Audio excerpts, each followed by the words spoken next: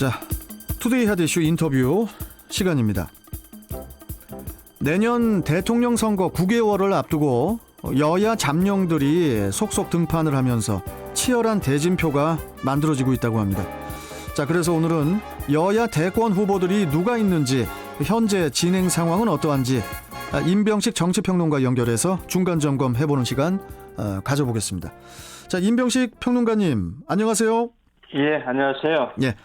자, 더불어민주당 대선 후보 6명을 가리는 예비 경선이 예정대로라면 이제 다음 달 초에 치러지는데, 예. 이재명 경기지사와 이낙연 전 민주당 대표, 또 정세균 전 총리가 초반 빅3로 묶였지만은 이 흐름에도 뭐 약간의 변화가 있다고요? 그렇습니다. 예초에는 그 1강 2중 구도였었죠. 네. 그 이낙연 지사가 앞서 있고 이재명 지사가 앞서 있고 이낙연 전 대표하고 정세균 전 총리가 뒤를 쫓는 형국이었었는데요. 그렇죠. 최근에 이제 좀 변화가 좀 있습니다. 1강 이재명을 중심으로 해가지고 나머지 후보들은 일중 다약으로 좀 재편되는 형태인데요. 정세균 전 총리가 의외로 좀 선전을 못하고 다른 후보들에게 밀리면서 이렇게 나타나는 현상인데요. 네. 특히 이제 국민의힘의 이준석 당대표가 선출된 이후에 네. 정세균 전 총리가 좀 타격을 좀 있는 모양새인데요. 거기에 또 추미애 의원까지 그 출마선을 하면서 상당히 좀 그 구도가 좀 변화가 좀 있습니다. 특히 이제 박용진 의원 같은 경우는 민주당의 대선 후보 중에서 유일한 79세대, 즉 70년대생이고 90년대 학번, 이런 차별화를 강점으로 해서 오히려 정세균 전 총리를 제치고 약진하는 모습을 보이면서 약간 좀 변화가 좀 있는데요. 정세균 총리는 지지율을 만회하기 위해서 뭐 그 가죽 잠바 차림이라든지 이렇게 여러 가지 노력을 좀 하고 있는데 이게 오히려 역효과를 불러가지고. 아니, 가죽 잠바가 왜 역효과가 일어나는 거죠? 이게 이제 그 젊은 청년층하고 소통을 하라는 것은 생각이라든지 정책을 가지고 하라는 거였었는데, 어떤 그런 복장을 통해서 한다는 게 오히려 젊은 층에 좀 어떤 거부감을 좀 일으킨 것 같더라고요. 그러다 보니까 오히려 효과는 얻지 못하고, 지지율은 좀 빠지는 그런 결과로 좀 나타나고 있습니다. 자, 일단 뭐 지지율을 바탕으로 현재까지 대선 주자들의 성적을 중간 점검을 해본다면은, 예. 이재명 지사의 이제 독주 체제 속에 이낙연 전 대표가 이제 나름대로 선방하고 있는 그런 그림 아니겠습니까?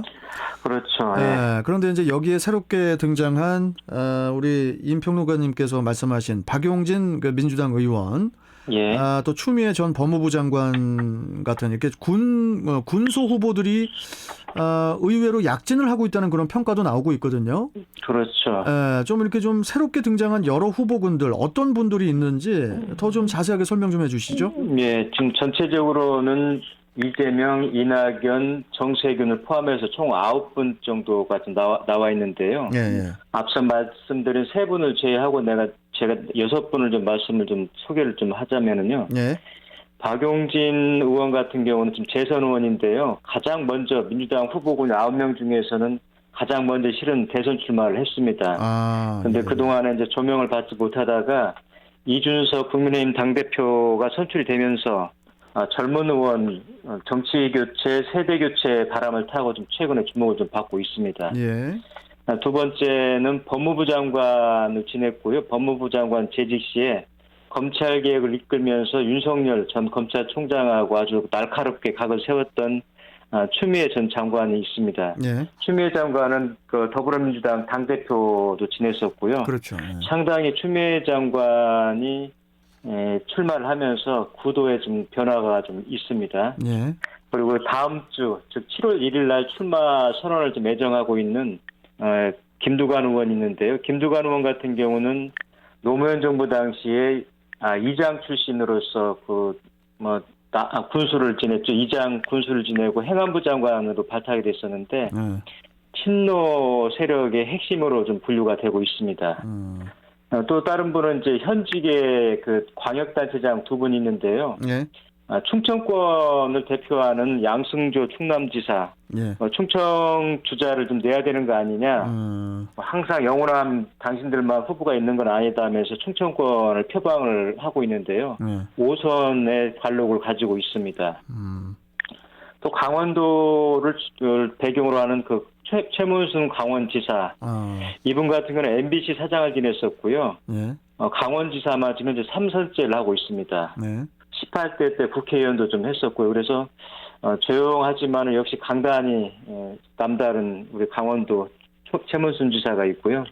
마지막으로는 이광재 의원이 있는데, 이광재 의원도 아시지만은 강원지사를 하다 재직 중에 이제 뭐 다른 문제가 있어서 맞습니다. 중간에 예. 그만뒀죠. 예.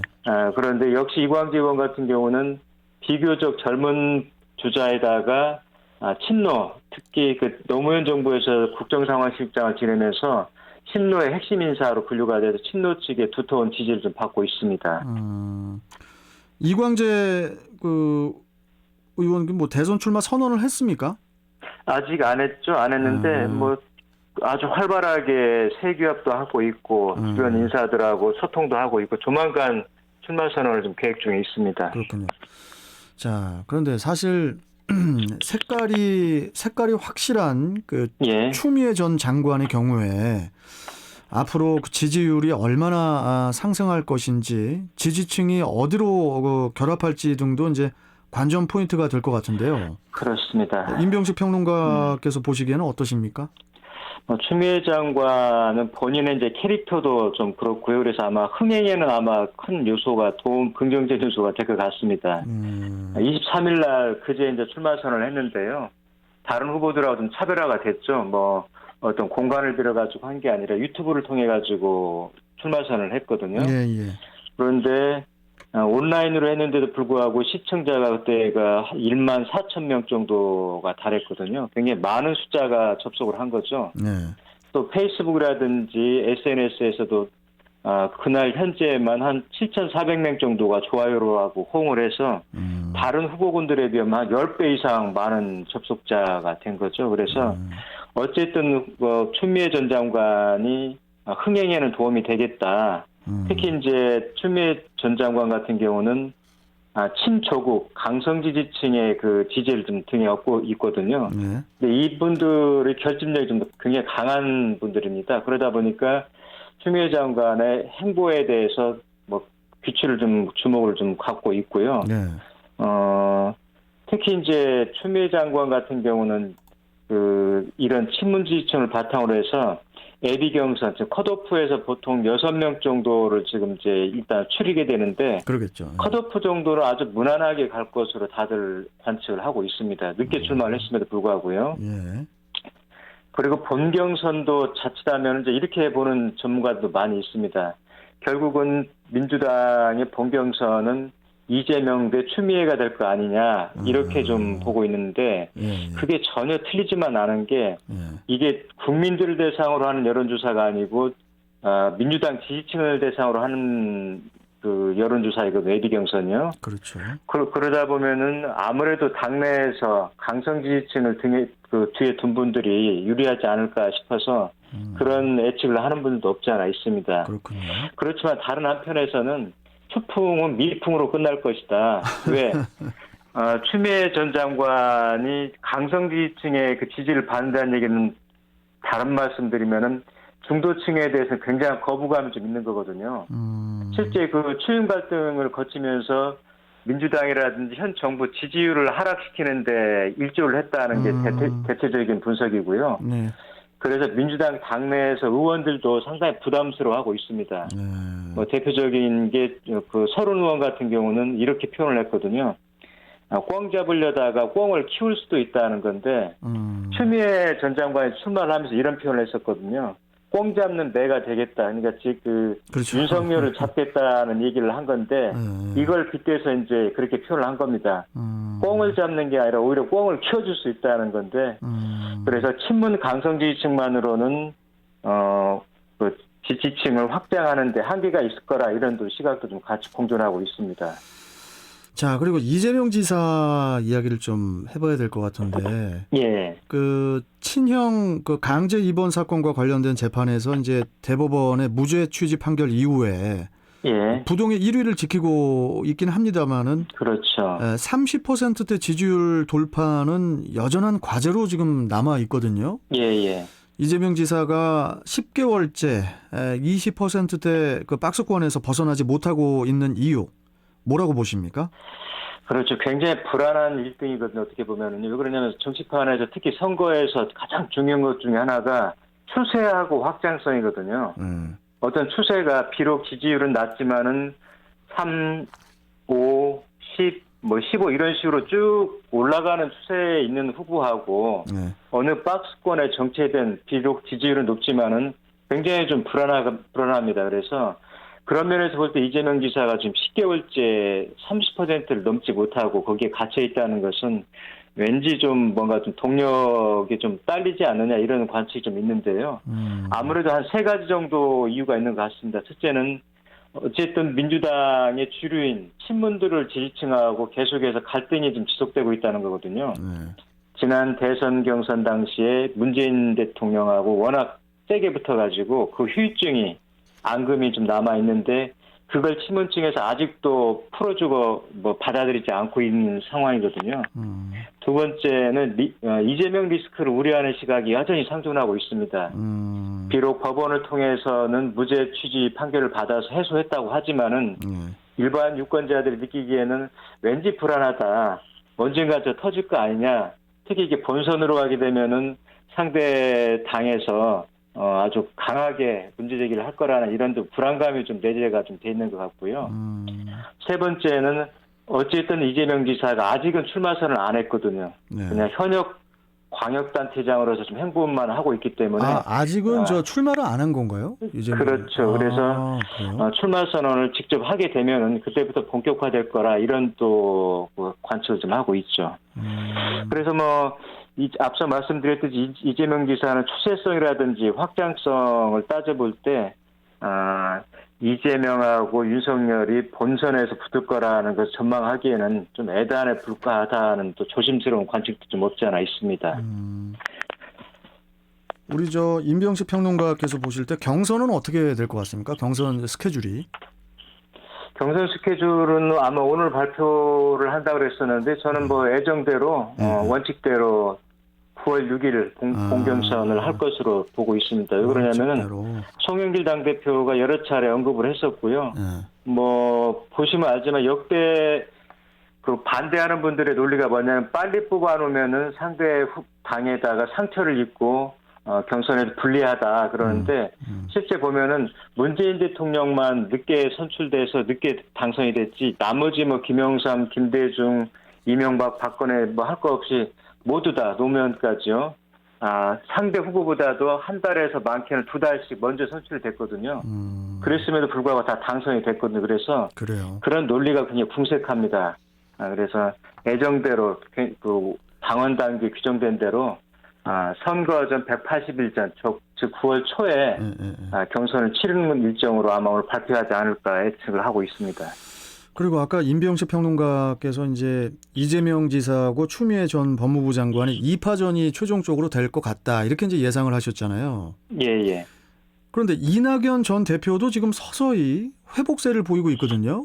그렇죠. 네, 이낙연 전 대표의 이 상승세 조금씩 타고 있는 이 상승세를 타고 있는 이유 어떻게 보십니까 이 상황은? 그렇죠. 이낙연 대표가 지금은 저렇습니다만 한때 지난 4.15 총선을 민주당 당대표로서 이끌고 나서요. 그때는 40%까지 곧 치솟았으니까 굉장했던 거죠. 그런데 뭐 한 자릿수까지 곤두박질 쳤다가 최근에 이제 10에서 12% 정도로 다시 이제 회복을 하고 있는데 아마 그동안에 이제 조직 다지기라든지 정책 비전을 해왔던 게 이제 서서히 지지율에 반영되는 거 아닌가 싶은 이제 그런 관측도 있고요. 두 번째는 이제 이낙연 대표의 빠져나간 부분을 정세균 전 총리가 가져갈 것으로 대부분 예상을 했었거든요. 근데 정세균 전 총리가 이걸 가져가지 못하면서 머물러 있던 지지율들이 다시 이낙연 쪽으로 회복하는 거 아닌가 이런 좀 관측을 좀 하고 있습니다. 그래서 그래요. 이낙연 후보 진영에서는 결선 투표에서 승부를 걸어볼 만하다. 네. 결선 투표에서는 이제 나머지 후보끼리 어쨌든 담합을 통해 가지고 표를 좀 받을 수 있잖아요. 그래서 그런 뭐 긍정적인 기대를 좀 하고 있습니다. 그렇군요. 자, 그리고 앞서 이제 추미애 전 장관은 그 최근에 윤석열 전 검찰총장이 그 야권의 1위 대선 후보로 자리매김을 하면서 예, 추 전 장관이 이제 지지율 상승세를 타고 있다 이렇게 이제 말씀해 주셨잖아요. 예, 예. 윤 전 총장을 겨냥한 그 꽝 잡는 매 포지션으로 이른바 이제 윤석열 대항마로 주목받은 데 따른 것일 텐데. 예, 예. 반면에 이런 이미지가 아까 잠시 말씀해 주셨지만은 윤석열 전 총장에게 반사 이익을 줄 수 있지 않을까 이런 해석을 하시는 분들도 많더라고요. 예, 전혀 뭐 틀린 해석이 아니고 저도 일부 공감을 하는데요. 결국은 이제 추미애 전 장관 같은 경우 흥행에만 좀 도움이 좀 되고 이 강성 친문 지지층은 스피커는 실은 크거든요. 목소리는 크지만은 지지층은 또 그렇게 많지는 않습니다. 아주 결집력이 있기 때문에 그래서 결국은 확장하는 데는 좀 한계가 있을 거다.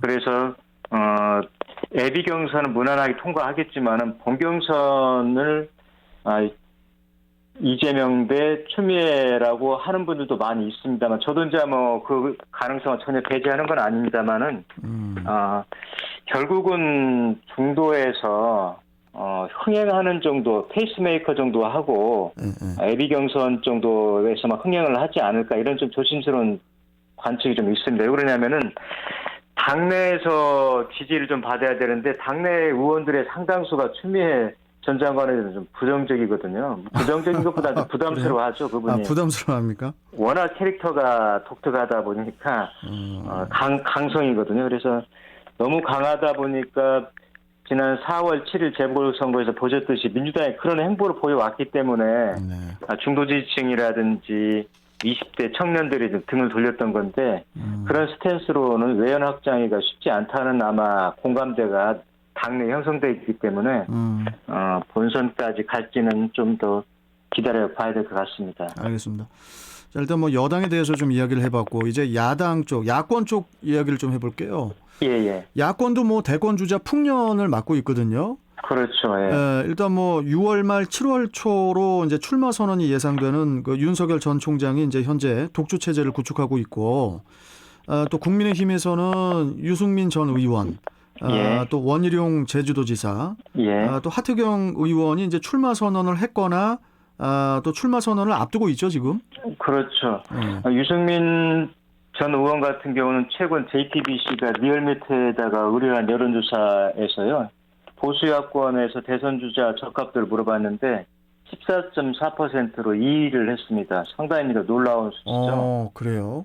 윤석열 전 총장이 35.4%를 기록했는데 2위를 기록을 했습니다.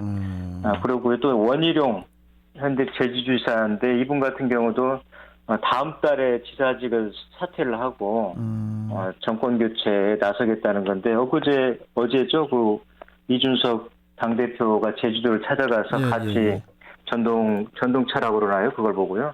같이 타면서 상당히 좀 신선한 감을 좀 과시를 좀 했었고요.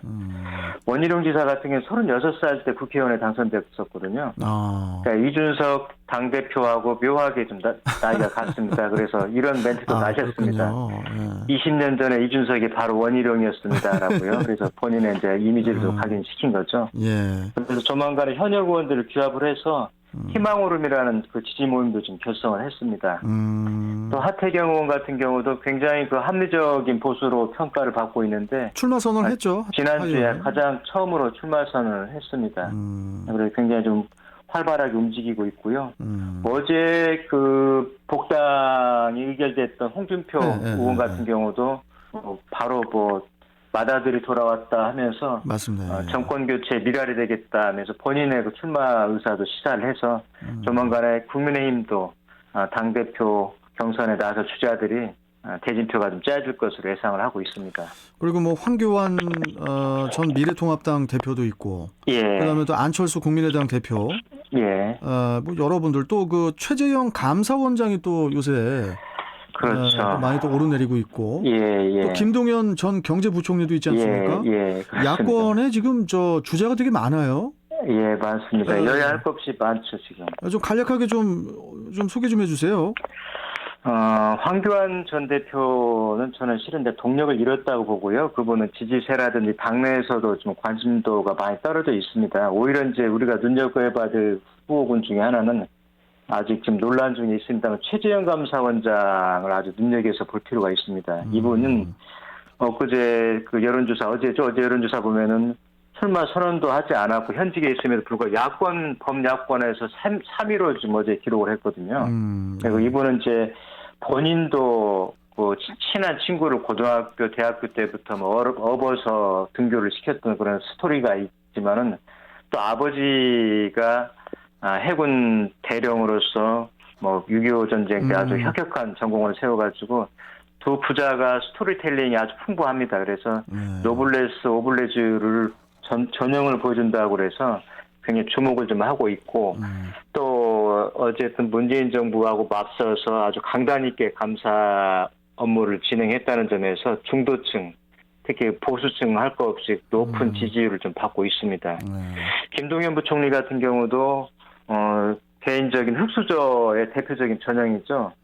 독수상고를 졸업을 해서 부총리까지 갔고 또 부총리를 재임을 할 때 경제 담당 국무위원으로서 비교적 목소리를 분명히 좀 낸 편이죠. 예, 예. 그래서 이분도 아마 가세를 하면은 경선판에 상당히 좀 큰 요소가 좀 될 것 같습니다. 그렇군요.